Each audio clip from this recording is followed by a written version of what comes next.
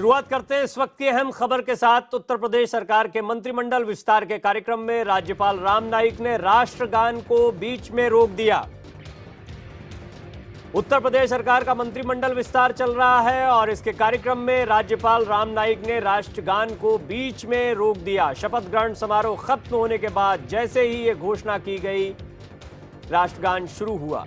इसी बीच राज्यपाल राम नाईक ने राष्ट्रगान को रोकने के लिए कहा। राज्यपाल के आदेश पर राष्ट्रगान को बीच में ही रोक दिया गया। राष्ट्रगान बजते समय मुख्यमंत्री अखिलेश यादव ने राम नाईक का हाथ पकड़कर उन्हें रोकने की भी कोशिश की।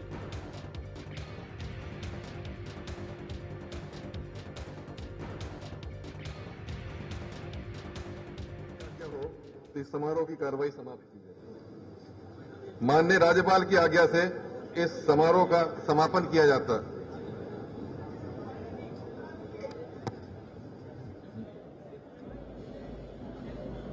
भारत रत्न लौह पुरुष वहाँ राष्ट्रगान रोको जरा, राष्ट्रगान रोकने के लिए बोलो।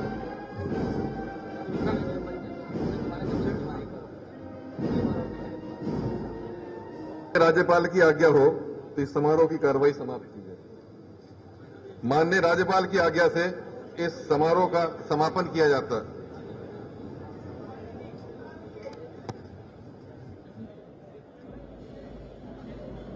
भारत रत्न लौह पुरुष वहाँ राष्ट्रगान रोको जरा, राष्ट्रगान रोकने के लिए बोलो।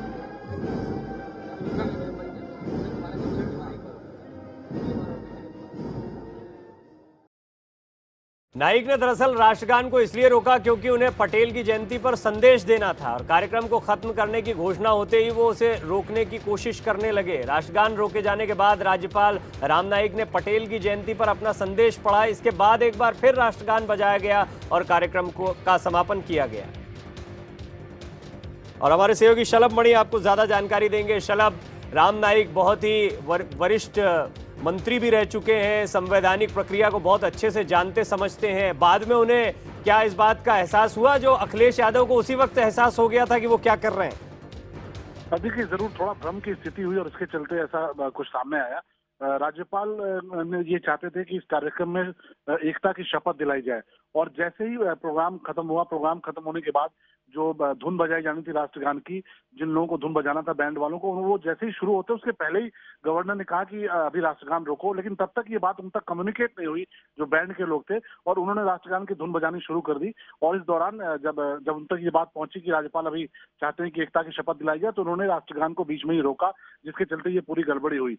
ये जो कार्यक्रम था उसका समापन जो राष्ट्रगान है उसकी धुन के साथ होना था और जैसे ही शपथ खत्म हुआ, शपथ ग्रहण समारोह खत्म हुआ, उसकी घोषणा हुई कि शपथ ग्रहण समारोह खत्म हो रहा है, वैसे ही बैंड वाले बिल्कुल तैयार बैठे थे, उनको राष्ट्रगान की धुन बजानी थी। लेकिन इस बीच राज्यपाल को एकता की शपथ दिलाने का उनका एक कार्यक्रम उनके जहन में था, जिसकी वजह से उन्होंने कहा कि राष्ट्रगान रुक के बजाया जाए। लेकिन तब तक जिनको धुन बजानी थी बैंड वालों को, उन्होंने धुन बजानी शुरू कर दी और जब तक उन तक ये संदेश पहुंचा कि राष्ट्रगान अभी रोकना है, राज्यपाल ऐसा चाहते हैं, तो उन्होंने बीच में ही राष्ट्रगान को रोक दिया।